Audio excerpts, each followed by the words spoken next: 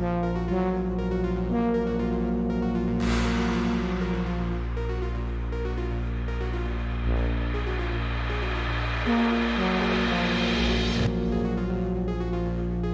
fellow Americans,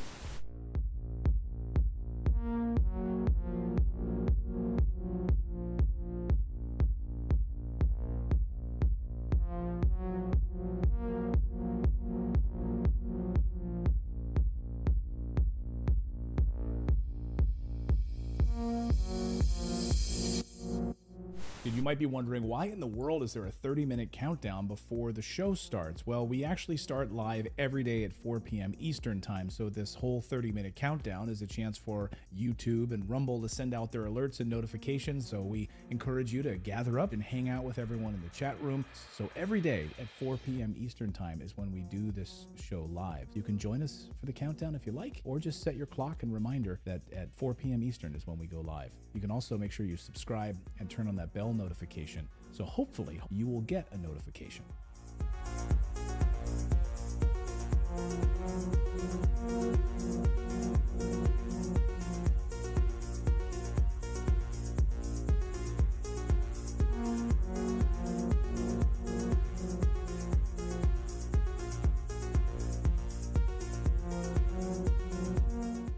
What do you have to say about dictators of countries like Indonesia, who we sell weapons to, yet they are slaughtering people in East Timor? What do you have to say about Israel, who is slaughtering Palestinians, who impose martial law? What do you have to say about that? Those are our allies. Why do we sell weapons to these countries? Why do we support them? Why do we bomb Iraq when it commits similar problems?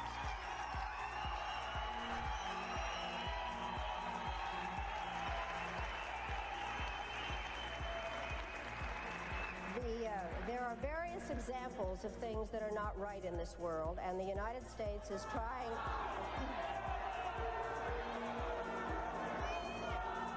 I really am surprised that people feel that it is necessary to defend the rights of Saddam Hussein, when what we ought to be thinking about is how to make sure that he does not use weapons of mass destruction.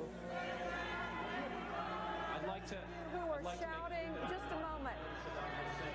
I'm not defending them in the least. What I am saying is that there needs to be consistent application of U.S. foreign policy. We cannot support people who are committing the same violations because they are political allies. That is not acceptable. We cannot violate UN resolutions when it is convenient to us. You're not answering my question, Madam Albright.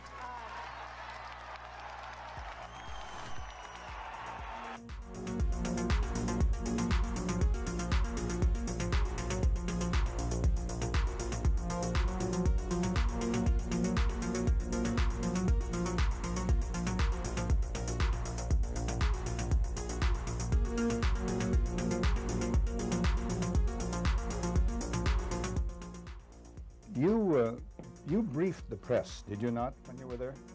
Well, I had several jobs. One of my jobs was that of analyst. I also was an interrogator and indeed briefed the press when we, the CIA, wanted to circulate disinformation on a particular issue. Disinformation is not necessarily a lie. It may be a half-truth. And we would pick out a journalist. I would go do the briefing and hope that he would put the information in print. What was your percentage of success? We were pretty successful in planning information of a rather rarefied nature. For instance, if we wanted to get across to the American public that the North Vietnamese were building up their force structure in South Vietnam, I would go to a journalist and advise him that in the past 6 months, X number of North Vietnamese forces had come down the Ho Chi Minh Trail system through southern Laos. Now, there is no way a journalist can check that information. That's data derived from radio intercepts, spy in the sky photography. So either he goes with the information or he doesn't, and ordinarily or usually the journalist would go with it because it looked like some kind of exclusive. Go after these gentlemen. I would be directed to cultivate them, to spend time with them at the Caravel Hotel or the Continental Hotel, to socialize with them, and and slowly but surely to try to gain their confidence by dolloping out valid information which was true. And then I would drop into a conversation the data that we wanted to get across, which might not be true. One piece of data, for instance, that we managed to plant in the New Yorker magazine had to do with a supposed North Vietnamese effort in 1973 to develop airfields along the border of South Vietnam. The reason we wanted to plant this information was that we were trying to persuade the U.S. Congress that Saigon should continue to get a great deal of aid, and that the North Vietnamese were the chief violators of the ceasefire accord. That was printed in the New Yorker magazine under the byline of Robert Chaplin, as indeed was a great deal of such information which we tried to circulate. Frank, a two-part question. What were the objectives of or what was the objective of the CIA? What about the moral implications of what you were doing in feeding disinformation? Did the objective override the moral implications, moral problems? Well, the objective of the agency in general is to generate intelligence and get it back to Washington, to get at the truth and make sure the policymakers understand it. When you plant disinformation, you are diverging from that objective, and I think probably in retrospect, it was very counterproductive. I am, as an ex-CIA agent, opposed to the disinformation activities in which I was involved. I admit that I was involved, and I think it served no useful purpose. Propagandizing the American public or Congress is not the CIA's job. As to the morality of what the CIA was doing or that particular activity, the war was a very relative thing. It was a relativist environment, and morality seldom came into play when you were operating in the field. In my estimation, a CIA man should be amoral. That may sound pretty shocking to somebody, but what if my morality were that of a Nazi agent, if you will? You wouldn't want me to be your intelligence officer. Keep the morals out of intelligence. Keep the truth in, and stay away from disinformation.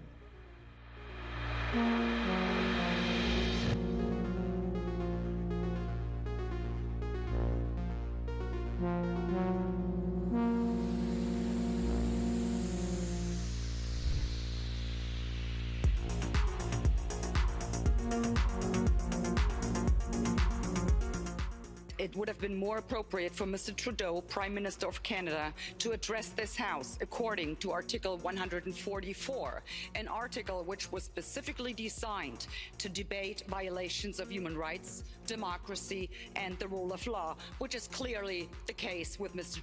Trudeau.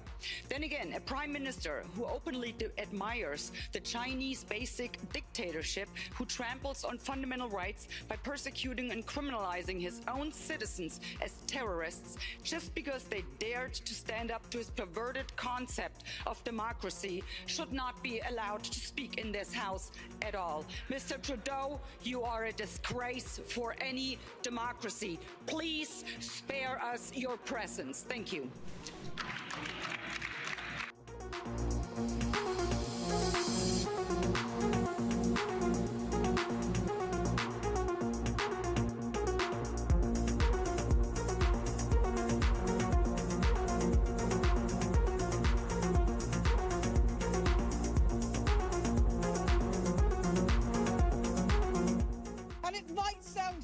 Colleagues, but the answer to war is not more war, it's peace. And peace isn't delivered by the barrel of a gun, it's delivered by diplomacy, by dialogue. You can wish away your continent's history, but we share a continent with Russia. We will sit down with Russia. There will be a negotiated peace, and this organization should be promoting it earlier rather than delaying it and making sure that more Ukrainians die. Your feigning of sympathy rings hollow. It makes me sick, to be honest with you.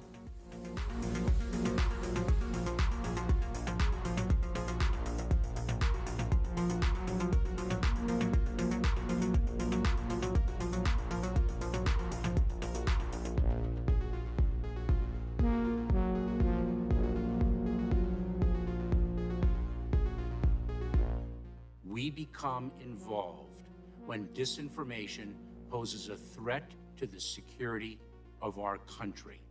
It is when there's a connectivity to a threat to our country. It could be a threat, a connectivity to violence. And what this working group does, is precisely what I would think you would want it to do, which is to take a look at the work, the disinformation work that our department has done and ask the following questions. Do we have policies? Do we have guardrails? Do we have standards? But here's the to problem. ensure- We can't If I even may agree. We can't even extremely- agree what disinformation is. This is- You well- can't even agree that it was disinformation, that the Russians fed information to the Steele dossiers. You can't agree to that. How are we ever going to come to an agreement on what is disinformation so you can police it on social media? Senator, I have 2 points, if I may finish. Number one, that what this office, what this working group does, because it's not an office, what this working group does is ensure that there are guardrails, definitions, standards to make sure that the free speech rights, the civil rights, civil liberties, and privacy rights of individuals So are do you not think impinged. do you think Number COVID one. do you think And COVID number do you think two, COVID if I may. do you think COVID disinformation threatens our national security? And number two, if I may, Senator, and number two, is it your proposition that when the cartels spread disinformation with respect to our immigration policies to try to lure vulnerable migrants to our border illegally? I think you've got no idea what disinformation is, and I don't think the government's capable of it. Do you know who the greatest propagator of disinformation in the history of the world is? The U.S. government. Are you familiar with McNamara, the Pentagon Papers? Are you familiar with George W. Bush and the weapons of mass destruction? Are you familiar with Iran-Contra? I mean, think of all the debates and disputes we've had over the last 50 years in our country. We work them out by debating them. We don't work them out by the government being the arbiter. I don't want you guardrails. I want you to have nothing to do with speech. You think we can't determine, speech by traffickers is disinformation? You think the American people are so stupid they need you to tell them what the truth is? You can't even admit what the truth is with the Steele dossier. I don't trust government to figure out what the truth is. Government is largely disseminating disinformation.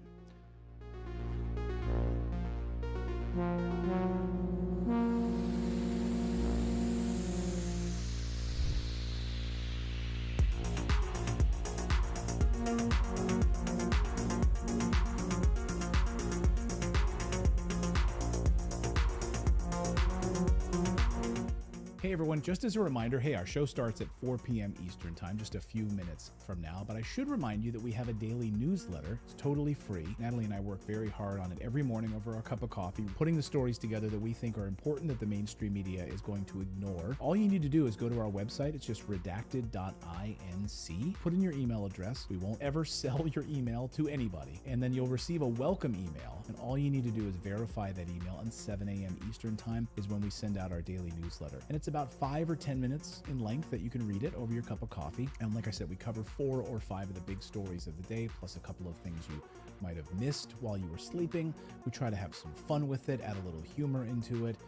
And again, it's a great way to start off your morning. But it's also a great way for us to stay connected with you as well, because we've been banned and blocked on some of these platforms before, where we haven't been allowed to post anything, not even a community post. So the only way for us to stay connected with you is through our newsletter. We were able to send out a newsletter and say, hey everyone, we're blocked for the next week, and let you know what was actually going on with our show. Anyway, go to redacted.inc and sign up for the free newsletter, and it'll be posted first thing in the morning over your cup of coffee.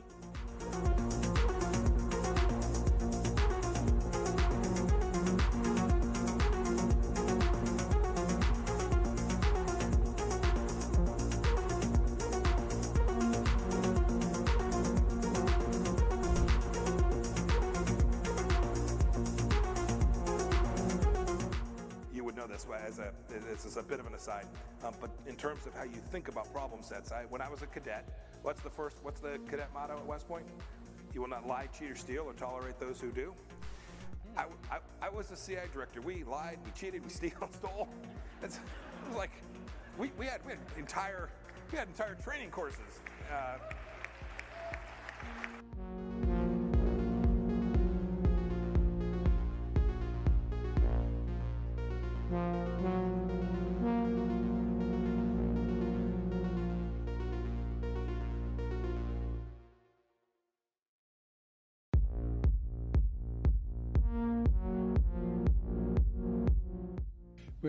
We had a good discussion on ensuring global energy security and adequate oil supplies to support global economic growth, and that will begin shortly. I'm doing all I can to increase the supply for the United States of America, which I expect to happen. The Saudis share that urgency, and based on our discussions today, I expect we'll see further steps in the coming weeks. Are you worried about it?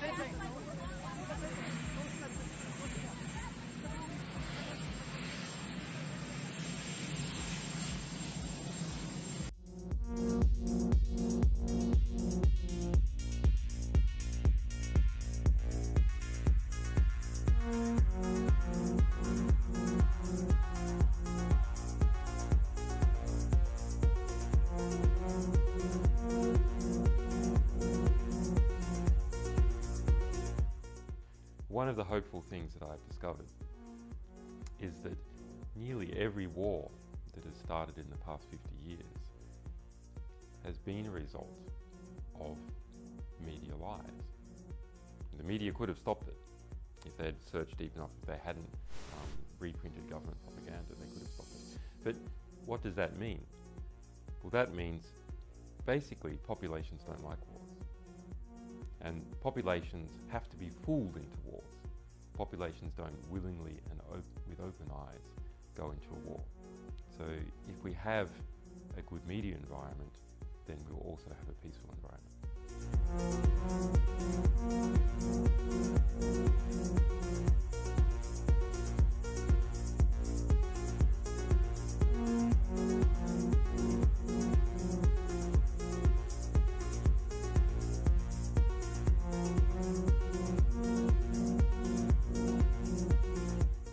Killed a million people in Iraq. That is a separate... You killed a million people in Iraq.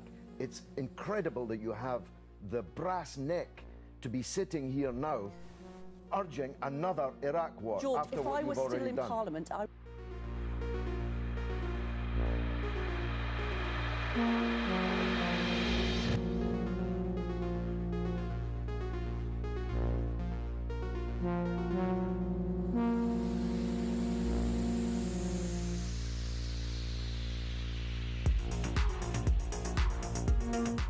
There can be no doubt that Saddam Hussein has biological weapons and the capability to rapidly produce more, many more. And he has the ability to dispense these lethal poisons and diseases in ways that can cause massive death and destruction. If biological weapons seem too terrible to contemplate, chemical weapons are equally chilling. UNMOVIC already laid out much of this, and it is documented for all of us to read in UNSCOM's 1999 report on the subject.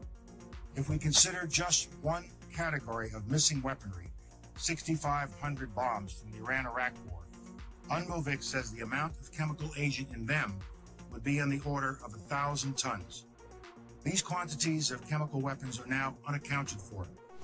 Dr. Blick says, quipped that, quote, mustard gas is not marmalade. You are supposed to know what you did with it. We believe Saddam Hussein knows what he did with it, and he has not come clean to the international community. We have evidence these weapons existed. What we don't have is evidence from Iraq that they have been destroyed or where they are. That is what we are still waiting for.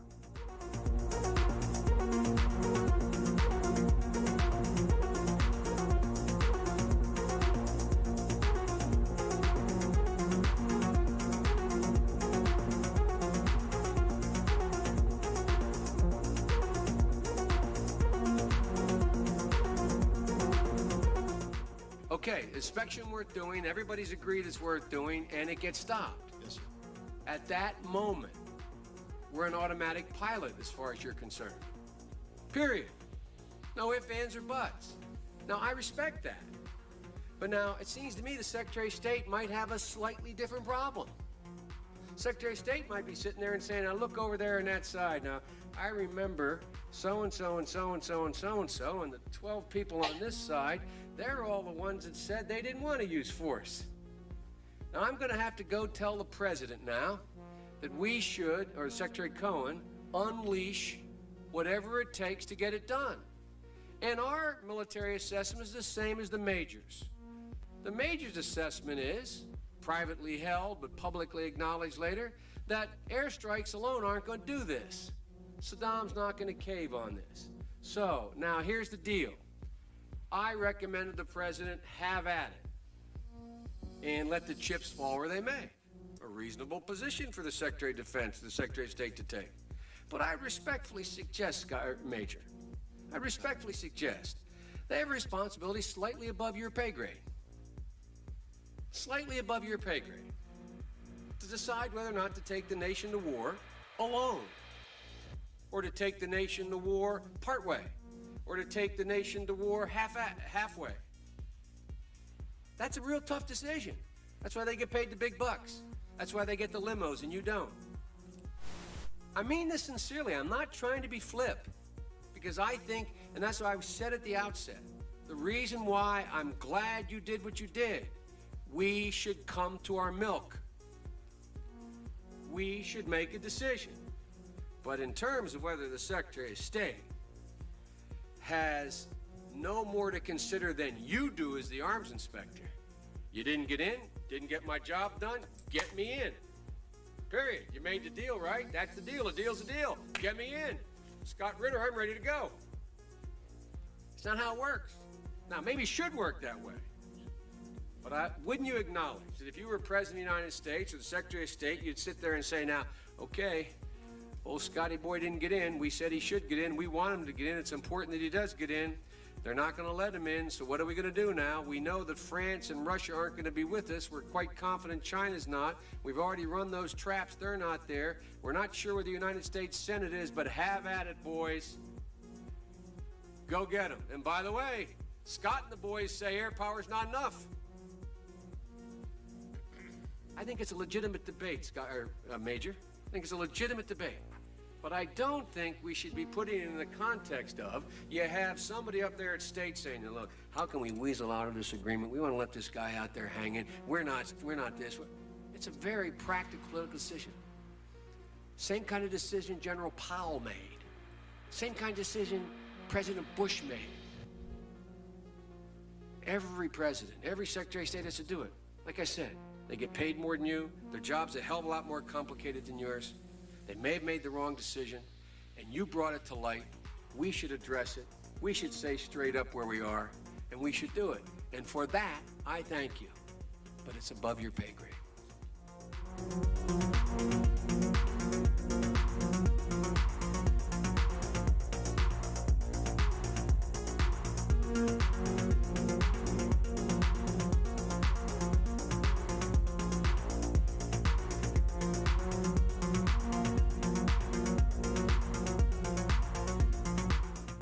About 10 days after 9/11, I went through the Pentagon, and one of the generals called me and he said, sir, you got to come in and talk to me a sec. He says, we've made the decision we're going to war with Iraq. I said, we're going to war with Iraq? Why? He said, I don't know.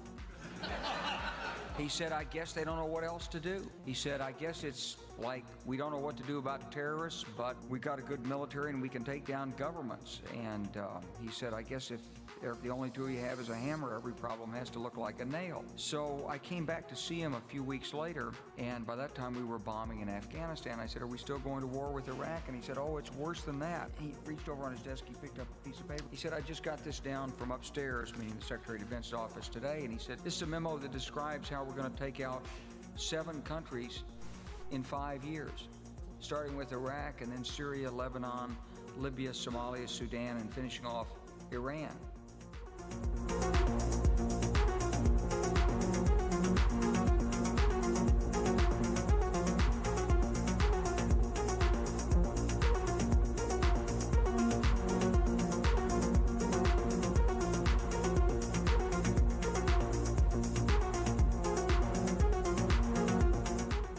Hey everyone, Clayton here. The show is going to start at 4 p.m. Eastern Time. I should remind you that we have a VIP community. It's our Redacted Rebel VIP community. Now, this show is totally free, what you're watching right now, right? You can subscribe here on YouTube and Rumble, totally free. But if you'd like to support independent journalism, we are run by you. Without you guys, we wouldn't be able to do this show. We wouldn't be able to hire the team that we have. We wouldn't be able to afford the servers that we have. We wouldn't be able to afford the reporters that we have, the team that we have. So you can support us by going to redacted.inc, and on the right side of your screen, you'll see a VIP community button. Just click that, and for the price of a cup of coffee once a month, you can support us. We put out exclusive content, early interviews that no one else will see, live streams just for our VIP Rebel community. So again, it's totally free to watch this show. But if you do want to support independent journalism, we would really appreciate it. Come on over to redacted.inc, click on that community button, and decide if you want to sign up or not. It's totally up to you. We thank you. And meanwhile, the show will start in just a few moments at 4 p.m. Eastern Time.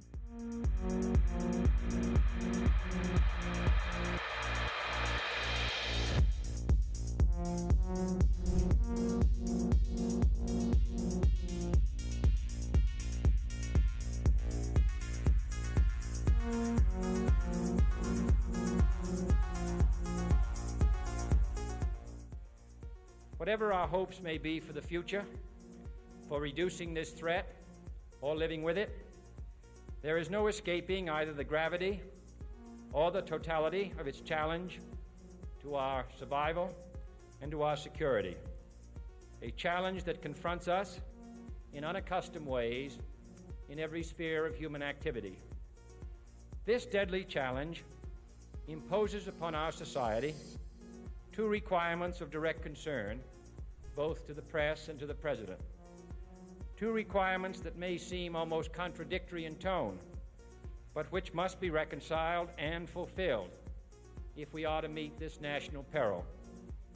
I refer first to the need for far greater public information, and second, to the need for far greater official secrecy. The very word secrecy is repugnant in a free and open society, and we are, as a people, inherently and historically opposed to secret societies, to secret oaths, and to secret proceedings. We decided long ago that the dangers of excessive and unwarranted concealment of pertinent facts far outweighed the dangers which are cited to justify it. Even today, there is little value in opposing the threat of a closed society by imitating its arbitrary restrictions. Even today, there is little value in ensuring the survival of our nation if our traditions do not survive with it. And there is very grave danger that an announced need for increased security will be seized upon by those anxious to expand its meaning to the very limits of official censorship and concealment. That I do not intend to permit to the extent that it's in my control.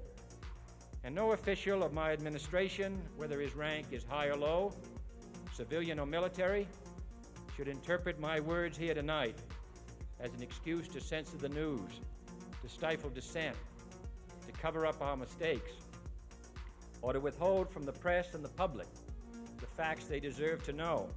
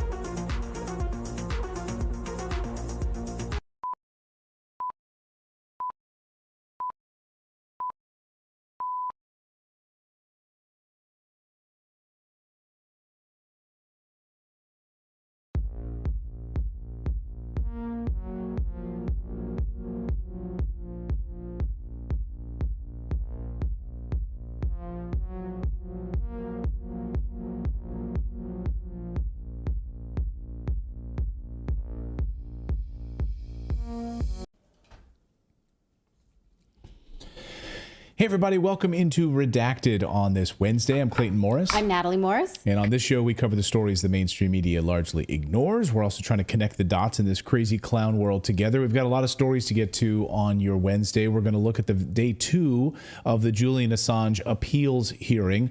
The prosecution has just rested their case. Now we're waiting basically an answer from the judge. We're going to go to the courthouse and get you an update on what transpired today. What is the prosecution's argument? We're going to look at that in mere moments. Plus, who killed Alexei Navalny? We have a political analyst and author, Gilbert Doctorow, makes the case that the UK did it. He published this earlier this week, and I gotta say, it's compelling, so we're going to ask him himself. Also, another attack on civilian infrastructure inside Donetsk in Russia. This is Russian territory, of course, who voted to become part of Russia. And this was a NATO-backed attack earlier today, striking a hospital in Donetsk. We are going to go there as well. Plus, we're going to look at Justin Trudeau and why were COVID funds to the tunes of tens of millions of dollars being funneled to some of Trudeau's friends. We're going to get to the bottom of all of that and more as Redacted starts right now.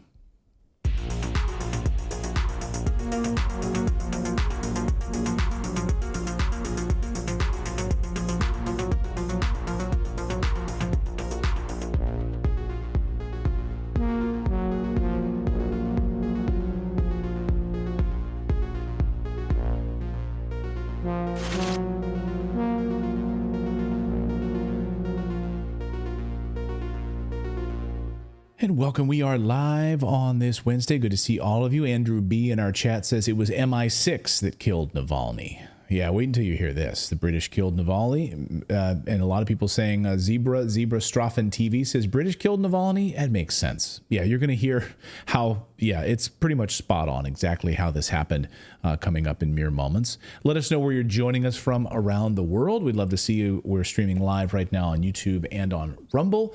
And of course, this is a very, very important day. We're waiting to find out exactly what this judge is going to do now, and the connections that this judge has, of course, to MI6 is also pretty startling in the Julian Assange case. Which is so interesting because the first judge was compromised, had removed herself from, we talked about that judge whose husband was in the document dump that Wikileaks exposed. Is there no one else? Like, you can't find anybody else? Nobody's impartial here? Is there any judge that can be impartial in the Julian Assange case that's not tied to MI6? Or the intelligence community that's basically a puppet of the West of the United States? Like, this is, I mean, you couldn't even write, if you try to write this in a novel, somehow people would laugh at you, be like, this is too unbelievable. That's right. Yeah, That's absolutely. Right. Go ahead, Philip. Sorry, you were saying. Oh, I was just going to say, fine, you could talk me into it. I'll do it. I'll go adjudicate the You would be better. Trial. I'll walk in, go, no, done. Go home. Julian? Is Julian here? Oh, no, he's in Belmarsh prison, and because he's sick and he physically can't even come here, yes, you're free to go. You're free to go. And by the way, here, for all of your pain and suffering, here's a tin of biscuits as well, because that's what the British would do, I guess. Give him some tea and biscuits and send him on his way. I don't think he's even had those niceties. If you read Nils Melsner's book, The Human Rights Rapporteur for the United Nations, you will be shocked and horrified, and you will stay that way until this guy gets out, which is how I am right now, in a perpetual state of shock and anxiety. So we're going to go to the courthouse. We have an update from the courthouse in the Julian Assange hearing in just moments. But first, our show today brought to you by our friends over at Indeed. We are driven by searching for better folks. We need better hires, and that's where it comes in for Indeed. Because when it comes to hiring, the best way to search for a candidate isn't to do a search at all, actually. Don't search, they match with Indeed. So if you need to hire, you need Indeed. Indeed is your matching and hiring platform. Over 350 million global monthly visitors, according to their data, and matching engine that helps you find quality candidates fast. We have a lot of people who watch our show that use Indeed, and they've told us stories about it, how it makes hiring all in one place so easy, because they will then, you know exactly what you want, and they're going to surface the candidates that are right for that job right now, leveraging over 140 million qualified preferences every day. Indeed's matching engine is constantly learning from your preferences, so the more you use Indeed, the better it gets. So here's what you need. Listeners of this show get $75 sponsored job credit to get your jobs more visibility at Indeed.com/redacted. If you're a small business, you need Indeed to find the right candidates for the job. Just go to Indeed.com/redacted right now and support our show by saying you heard about Indeed on this podcast or this, whatever you want to call us, a video, live stream, Indeed.com/redacted. All right, today was day 2 of the Julian Assange appeals hearing in the UK, and the prosecution rested its case this afternoon. Yesterday, we heard from the defense making compelling arguments, of course, that Julian Assange should not be extradited to the United States, not the least of which is his health problems. He's not seen his family, and yes, he is not doing very well in Belmarsh prison. Also, this is politically motivated. And you cannot extradite someone when it's politically motivated. That literally is part of the statute. So all of those compelling arguments yesterday, were they undone today by the prosecution laying out their case in front of the judge? Independent journalist Taylor Hudak is in the courthouse over the past few days, and she's been doing an amazing job covering what the defense and now the prosecution have been saying. And she filed this report for Redacted just a short time ago outside the courthouse. Hi everyone, I'm journalist Taylor Hudak and I'm outside the Royal Courts of Justice in London. We just wrapped up day 2 of the appeal hearing in the extradition proceedings of Wikileaks founder Julian Assange. Now, similar to yesterday when I arrived at the courthouse, despite the rain, there were hundreds of protesters gathered outside to demonstrate their support, and you can still see there are people behind me outside the courthouse showing their support for free speech and Julian Assange. Now, inside the courtroom today, the Crown Prosecution Service, representing the U.S. government, presented their rebuttal to the defense arguments that were presented yesterday. Claire Dobbin, for the prosecution, spent quite a bit of time addressing the association between Julian Assange and whistleblower Chelsea Manning. It was Manning who leaked documents on the Iraq and Afghanistan wars to Julian Assange, which he then published through Wikileaks. Now, on this point, Dobbin, for the prosecution, made several attempts to separate Assange's activities from that of a journalist, stating that Assange encouraged and solicited Manning to provide more information and that he publicly asked others to provide material to Wikileaks. Now, of course, this is news-gathering techniques that journalists engage in all the time. You encourage your sources to provide more information, and to seek to criminalize this behavior will set a dangerous global precedent. One must also ask, is it right for judges, politicians, and state officials to determine who is and who is not a journalist? Is it up to public officials to decide what is responsible journalism? Now, moving on to a related point, the prosecution repeatedly stated that WikiLeaks published the names of informants in their releases and thus potentially put lives at risk. This was strongly countered by the defense, in which they argued that WikiLeaks actually took the time to redact the names. It was one of the media partners who published in his book the password to a media file, which included those documents unredacted. Right after Assange had learned of this at the time, he went to great lengths to reduce harm. In fact, he had a phone call, which has been published on Project Veritas, which was also verified by WikiLeaks editor-in-chief Kristen Hrafnsson as authentic, in which Assange warns the State Department about this incident of the circulating password. Also, other organizations were the first to publish the documents unredacted. Even the judge today made a point to the prosecution, stating that by the time WikiLeaks had published this information, redacted by the way, the publications were already available on several websites. So this does raise the question, why is WikiLeaks being prosecuted? This argument points to a very important point here, that this is in fact a selective prosecution. The defense made another very strong point, stating that the prosecution is relying on the U.S.-UK extradition treaty to prosecute Assange, but they ignored the safeguards and protections within the treaty, namely Article 4, which prevents extradition for political offenses. But the prosecution instead cites the UK Extradition Act, which is domestic law and does not include a provision which prevents extradition for political offenses. Now, this hearing has, of course, concluded. It is wrapped up. This was the final day, and it is up to these two judges to examine the evidence presented and then issue a decision. At the end of the hearing this afternoon, the judges stated that they will stay the decision, and they ordered for both parties, the defense and prosecution, to submit the relevant documents in the coming weeks. Now, there's just a few more points that I want to share with the viewers that are important to note. If Assange is extradited to the United States, he would be tried in the Eastern District Court of Virginia, where no national security defendant has ever won a case. It is highly likely that the jury would be comprised of members of the intelligence community, their family members and friends. This has also been discussed by former CIA whistleblower John Kiriakou. Therefore, the jury would be highly prejudiced against Assange. He would also be subjected to SAMs, or special administrative measures, which is beyond just solitary confinement.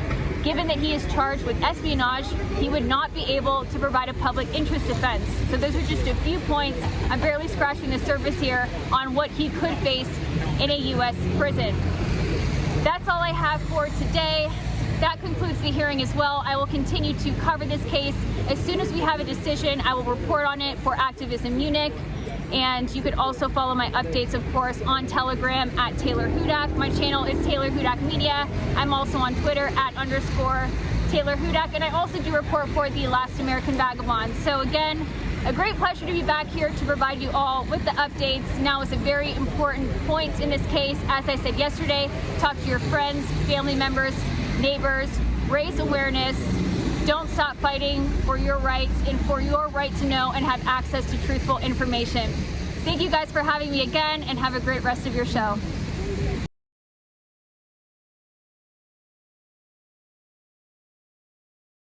That's just filled with like members of the intelligence community.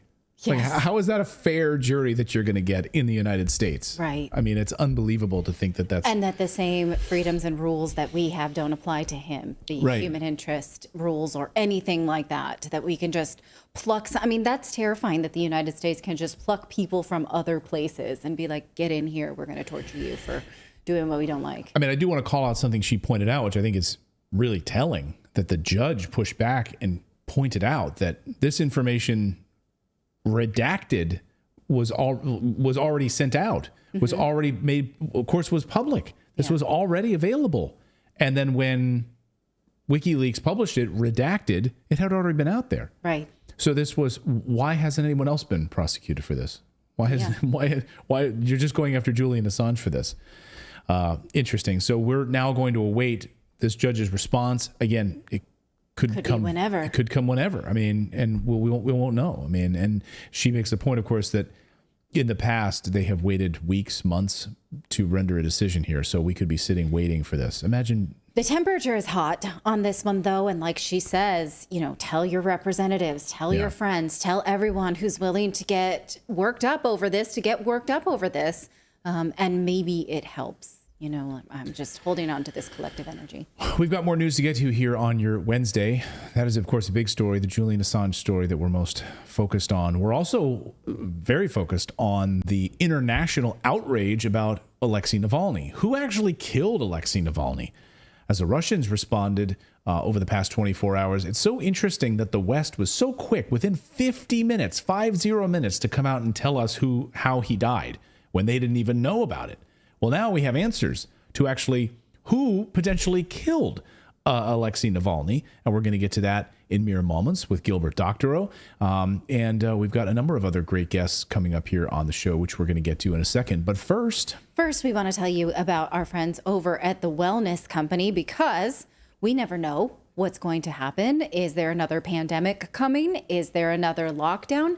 You just don't know. Right now, just this week, the World Health Organization is yelling at the top of their lungs that disease X is coming, and they want to put us back in lockdowns. So you know what you can do to prepare yourself is make sure that you've got a kit of medicines and life-saving treatments from the Wellness Company. They have a travel emergency kit as well, whether you're backpacking through exotic locations or jet setting for work. The kit ensures that you're prepared for any health situation. How is this different from other kits? The one that I put together for my kids, for instance, with Band-Aids and those little plastic teeth that I always carry. Right. Clayton knows I always have those little plastic teeth because I always have a child that's losing a tooth, so I need to put that loose tooth I don't think this is in the wellness company, but if you want those, I can tell No, but you can get ivermectin with them. Wellness company has ivermectin in there, which is great. They also have 6 versatile prescription medications, additional over-the-counter meds, and key supplies such as iodine, gauze, and bandages. I refer you to a great video from Dr. John Campbell on YouTube about why you need iodine in case of a nuclear fallout. That's interesting. Doesn't hurt to have that. There's also a comprehensive guidebook, like having a doctor in tow no matter where you travel. So if you're going somewhere where there's no doctor, make sure that you have a kit in tow. So right now, go to the wellness company at twc.health/redacted. Use the code redacted at checkout to save 10%. You can travel smart, travel prepared with the Wellness Company's Travel Emergency Kit. Kits are only available in the USA. One more time, that's the Wellness Company, twc.health/redacted. Did the Brits kill Alexei Navalny? That's what my guest today says may have happened because there are some fingerprints if we're brave enough to follow them. It's not the craziest thing. The West supported Navalny all along. They called him Vladimir Putin's main opposition. We know that was not true. My guest today has been warning us about escalation with Russia for decades. Gilbert Doctorow. He's the author on many books about Russian-U.S. relations. He has a new book out called The Belgian Perspective on International Relations. Thank you for joining us again. I introduce you to Gilbert Doctorow. My pleasure to join you. Okay, so let's get right down to it. You say that the Brits benefit the most from a false flag in the concept of cui bono. Who benefits? Can you explain that? Well, the Brits benefit because they are the leading force for the American war on Russia now. The Brits are very deeply involved. There is every reason to believe that the successful strikes on Russian Black Sea Fleet naval vessels by surface or submarine drones launched ostensibly by Ukrainians were actually delivered and possibly even fired by British instructors and advisors on site. The British have done what they can over the last 2 years to cause disruption in Russia, to cause physical harm to Russian armed forces, and to discredit the Russian government in every imaginable way. What we see in looking at the Navalny case is precisely that last type of activity of the Brits. If we go back to the period of Bush Jr., when the Iraq War was facilitated, was enabled by the British coming to the aid of Bush, when so many other countries were sharply criticizing the United States and denying it the backing of the UN, which it so sought. If we go back to then, it was common to say that Tony Blair was the American lapdog. What we see now in British behavior is more like the Hound of the Baskervilles. I think they have moved out from under the American umbrella and are at their own risk and peril, going very far in pursuing what is a barely concealed war on Russia. And they do this in the expectation that the Russians will not respond. That is an expectation that is wearing thin, and I would be happy to get to that bit further. But I'd like to put this... Wait, if I may. Yeah, sure. So what you're saying is that the British could be motivated to do this on their own, even though usually we see them as a lapdog of the United States policy, and that Russia could actually respond by saying, if you did this, Alexei Navalny, as odious as he was still one of our own, and we will respond. That would be unthinkable from the narrative that we know. Mm-hmm. I'd like to point out the latest news. Okay. It is highly likely, I'm obliged to use Theresa May's famous highly likely, which was what she used persistently in finding the Russians guilty of everything imaginable. It is highly likely that the Russians have already responded. You will note in today's news that the Houthis have sunk a British naval vessel in the Red Sea. I will wager that they did that with Russian arms. In the last 2 days, on the highly respected and widely followed talk show, An Evening with Vladimir Solovyov, the host himself said, you know, to the West, you are pursuing proxy wars against us. Beware, we are also capable of pursuing proxy wars against you. And you note the sinking of a Qatari oil transport in the Red Sea a couple of days ago. As Solovyov mentioned, we don't know who supplied them with the arms. We don't know. So I would wager that the Russians have already done something they've talked about a long time, to sink British Navy vessels without any chance of being made to pay a price. Wow. Okay. One of the things the Russians have said was, why did the West come out within hours of Navalny's death and say, oh, we absolutely know who did it and how they did it? Now they're bringing out the sort of old playbook of Novichok. It's almost trite to use Novichok. What you pointed out is it's the British who have Novichok. The United States do too, but the Russians haven't made it since, I think, the 80s or 90s, correct? That's correct. It's very good that you mentioned the Skripal case, because that was one of 2 or 3 points that I will call circumstantial evidence that I say links the Brits to what happened to Mr. Navalny. It was what happened, his death, was not just any day of the week or any month of the year. It was very well timed for several important anniversaries and for what was going on in the midst of news of Navalny's death. That what was going on in the midst of the death was the Munich Security Conference, where the great and the mighty of the collective West were assembled for the purpose of condemning Russia's war and for shaking down the U.S. Congress for further financial and military aid to Ukraine. So that was one point of the interesting date when Navalny was put to death. Another point, it takes us back to the British directly. The Skripal case occurred in March of 2018, just less than a month before the presidential elections for which Mr. Putin was standing for re-election. We are now in the month of March. On the 15th to the 17th of March, there are new Russian presidential elections. Once again, we have a suspicious death. Once again, there is talk of perhaps poisoning. And the British are masters of this. This would be, the British have lost their armies. They have lost their empire. They are in the course of losing what's little left of their fleet.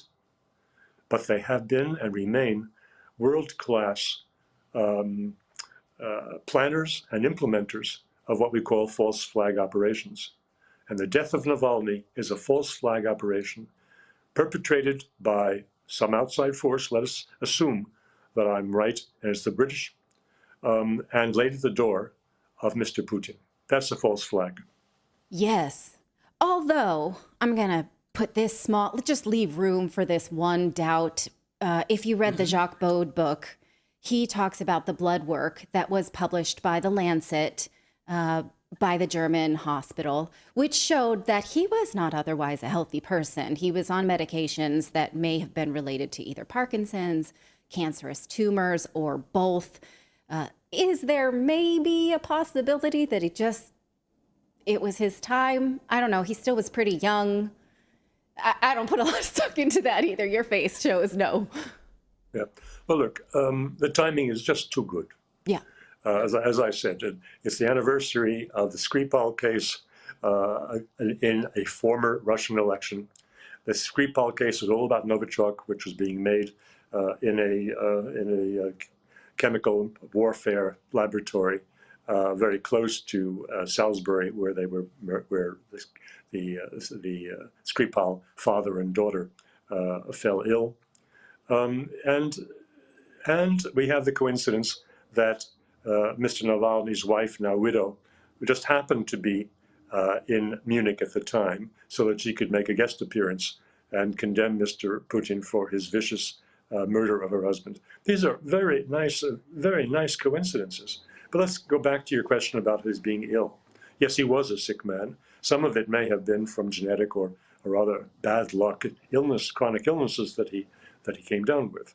But it is also widely known that Mr. Navalny took narcotics. It is also known that because people have asked, how could the Brits possibly have brought some poison into this very remote place under close watch? It was a high security prison colony after all. How could they do that? Well, I'd like to mention one detail, that Mr. Navalny's lawyer saw him 2 days before he died. And it is not inconceivable that he was duped by British intelligence agents or other intelligence agencies to give Mr. Navalny some medication or some narcotics or who knows what, which he took in good faith.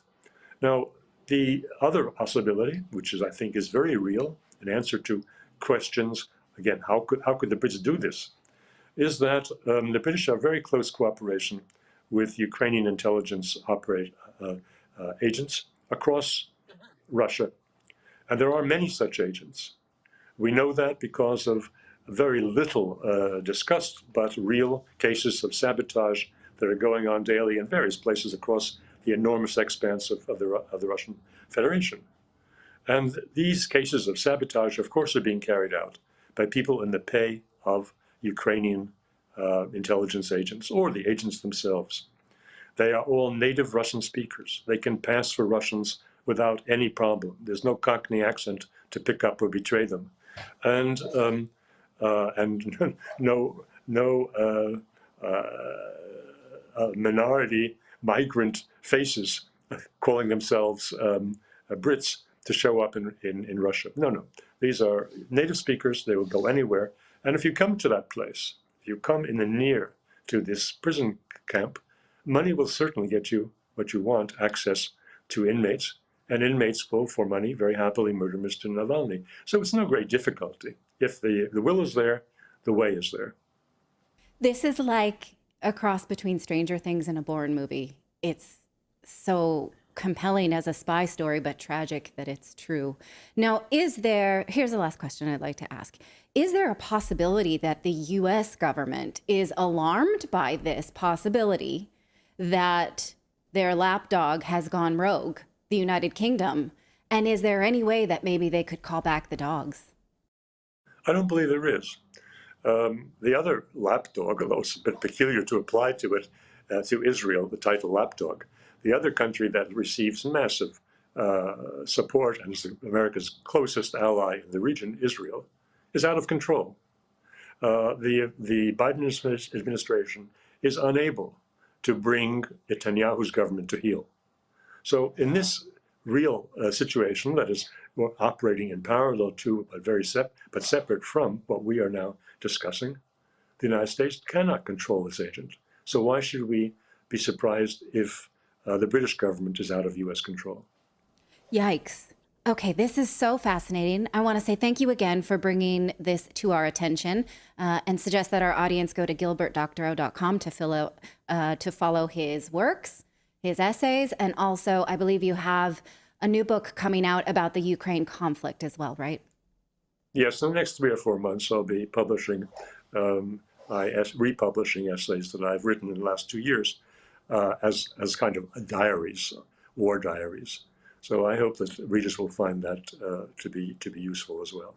I find your work very useful. I even read your old works about Russia because it helps me to see that the writing has been on the wall, and this sort of, Putin all of a sudden did these crazy things. It's just a stupid narrative that the West assumes that those of us who haven't followed it are stupid enough to buy. So thank you again for coming back on Redacted, and I hope to have you on again another time.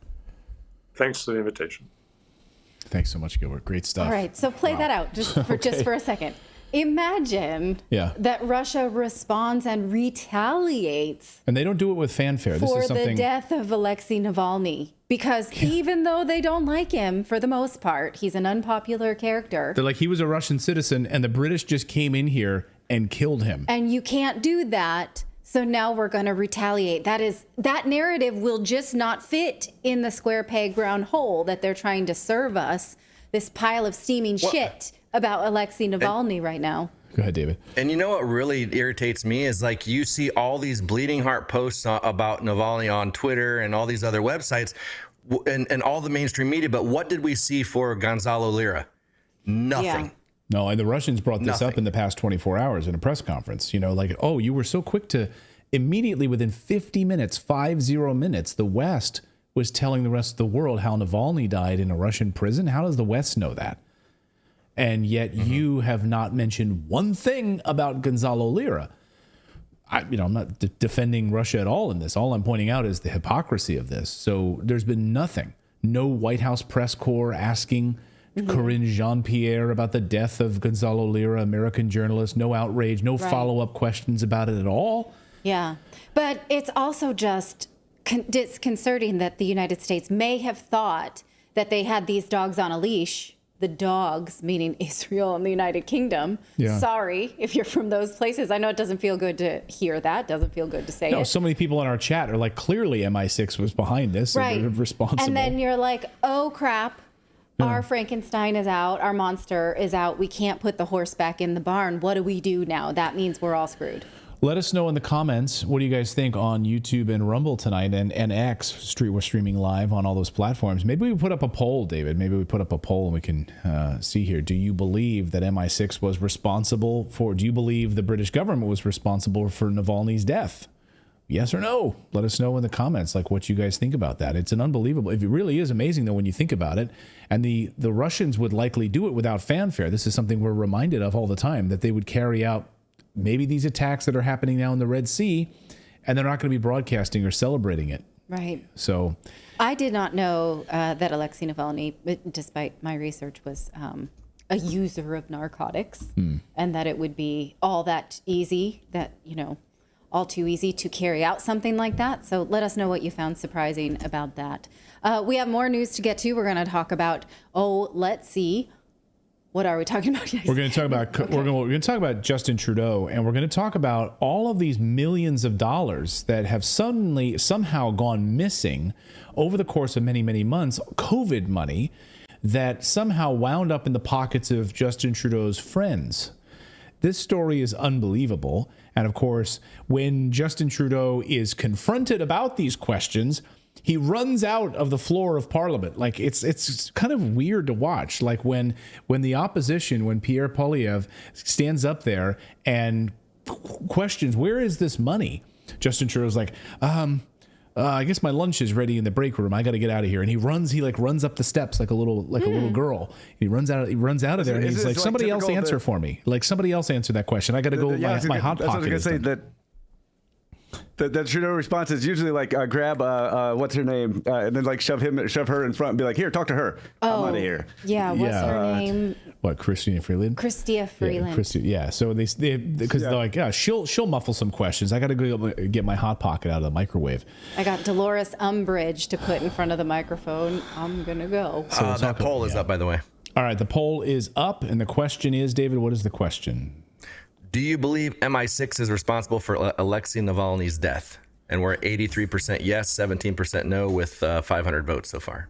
Yep, there we go. So get your votes in now. All right. Did you think that, follow-up question, did you think that before Gilbert Doctorow presented that? Because this was not something that had come to my mind. So when I thought my initial reaction was CIA. Like it just automatically CIA. So it's like I knew that it was like some organization like that we will never know in secret. Yeah. I thought it was the West immediately. I mean, just like Nord Stream pipeline bombing, anybody with a brain would immediately jump to that conclusion if you're educated anyway. Well, that's one of the reasons, and the fact that he already was a sickly person, and also now learning about these other habits. Some of the major headlines we saw was that he was bruised, when they found his body. Well, again, that doesn't prove all that much. So. Yeah. Sorry, I got distracted. I saw my bra strap was showing. And okay. Someone would just ask, what is going on with Assange? Well, we're live right now. So if you missed the beginning of our show, we started live at 4 p.m. Eastern time. If you missed the beginning of the show, you can You can scroll back and watch the beginning of it because we had a full report on the very latest on that. So, yes. And someone said, Spang in the chat says CIA and MI6 are the same thing. Yeah, that's essentially the case. All right, we've got more news to get to. We're going to talk about COVID and Justin Trudeau in just moments. But first, we want to tell you about our friends over at Hillsdale College. Now, if you're watching this show, you are, like us, a lifelong learner. And did you know that you can take courses and things that maybe not be enrolled in a school and just take things that you're interested in? History, economics, great works of literature, the meaning of the U.S. Constitution. If you studied these things in school or it's just been a while, maybe you'd like to brush up and just have a place to be learning? Well, that's why we want to introduce you to Hillsdale College.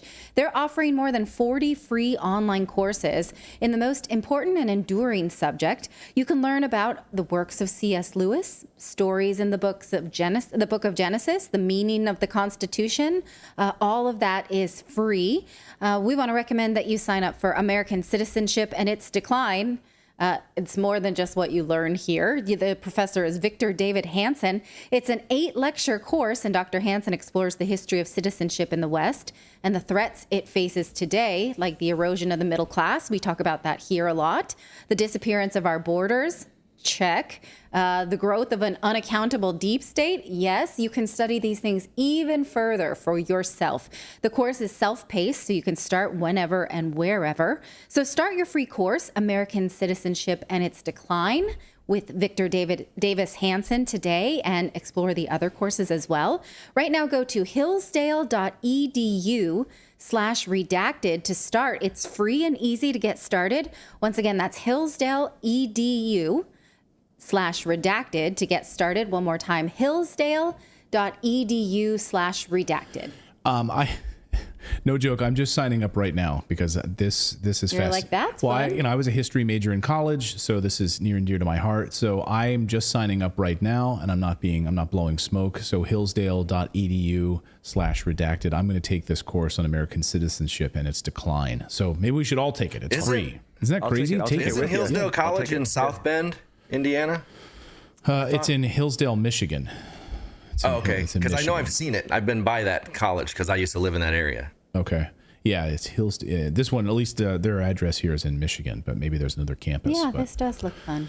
So, take it. It's for free, and it's awesome. Education, free information. Great. Readers Thank you guys. are leaders, you guys.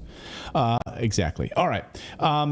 So over the past few days, of course, the town of Avdiivka in Ukraine has collapsed, basically. Russian forces, of course, have advanced significantly on that area, and what's remaining is surrender and the remnants of Ukrainian soldiers. In the meantime, Patrick Lancaster has been trying to get to that area to bring us a report, but it's incredibly treacherous.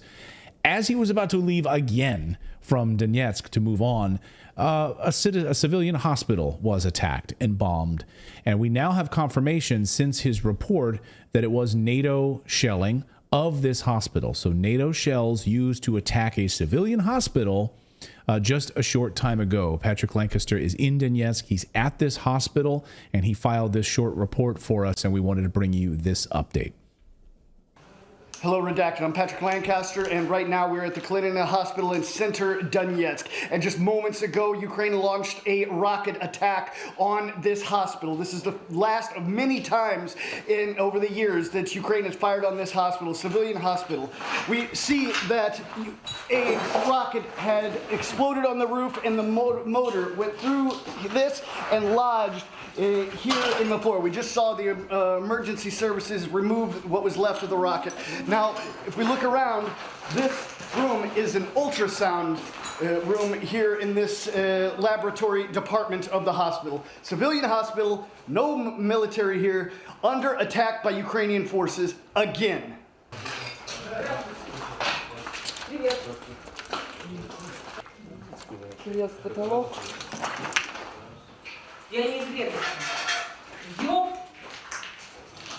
All right, so we see it came from the direction of 273 degrees. Anybody can look on the map and see where the Kalinin Hospital is and see that it came from directly that direction.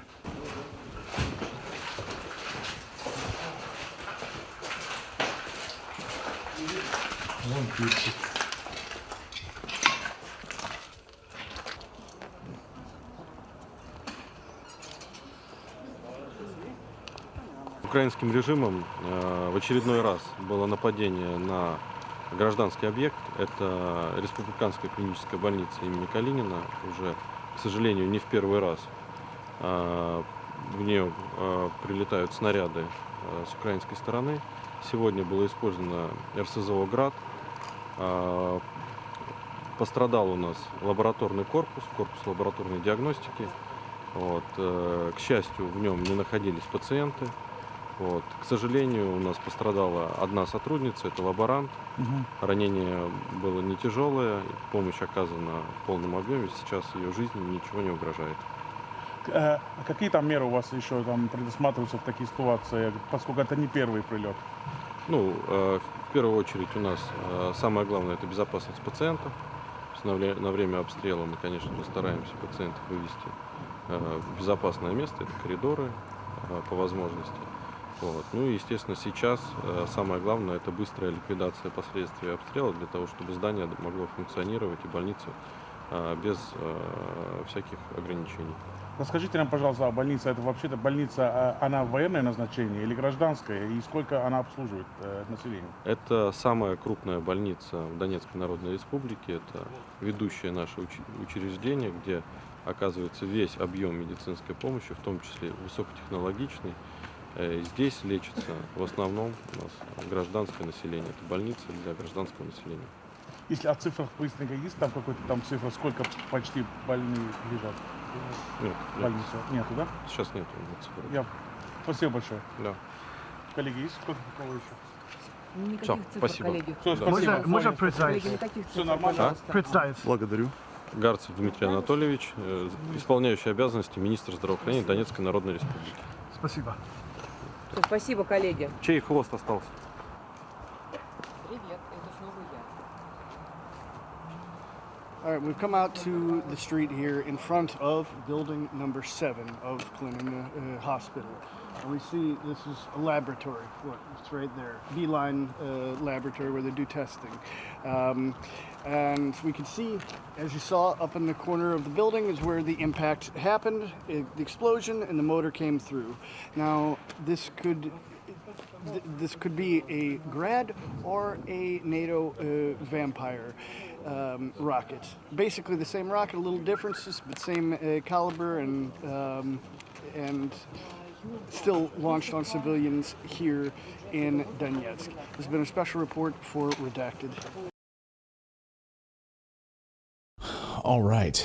So thank you to Patrick there. So just speaking with Patrick a few moments ago and said, thanks to this laboratory, thanks that they struck the laboratory part of the building, that more people weren't injured as a result of that. So, thankfully, luckily, that is the case.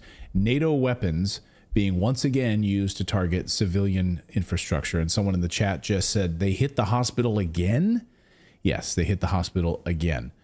This is what's happening right now. So, yes. So let's, before we move on to more news here, we're going to talk about what happened with Justin Trudeau and this COVID money, and also free and fair voting, because there's a big, we have a big debate coming up on the 29th of February. It'll be a broadcast debate, 5 presidential candidates coming together because you chose these candidates to be at this event.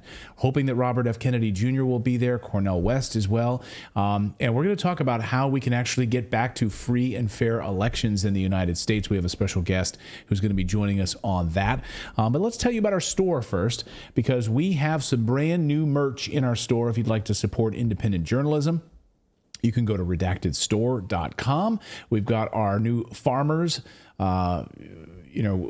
farmers t-shirts in there, which is no food. No farmers, no food. Yeah, no farmers, no food. We've also got our non-pacifist, peace extremist t-shirts in there. One of our hottest selling, of course, is the I Will Not Comply. Someone in the chat just said they just got their Friends Don't Let Friends watch the mainstream media mug, which is great. Great way to kick off your morning. So check out, if you'd like to support independent journalism, support what we do here, please go to redactedstore.com, redactedstore.com.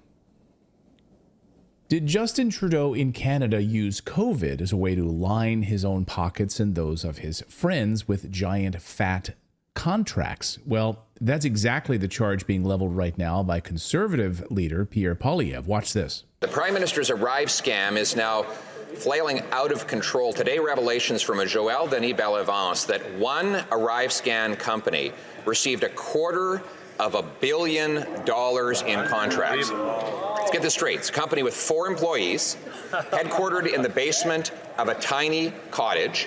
They got IT contracts even though they admit they do no IT work. $250 million. WTF. Here, here. WTF is right. And Poilievre has asked the RCMP to expand their, quote, criminal investigation into the Trudeau government's use of this. So what exactly is he being accused of here? Let's ask Canadian journalist David Clayton, who, David, you just wrote a piece for the Post-Millennial on this. So what exactly is Poilievre saying? What is the RCMP looking into here? What did Trudeau potentially violate? Well, what the RCMP needs to look into and what Parliament needs to continue to look into is how an app that was supposed to cost $80,000 ended up costing $60 million. That's about a 750 times increase. And just so your viewers understand, what is an Arrive can?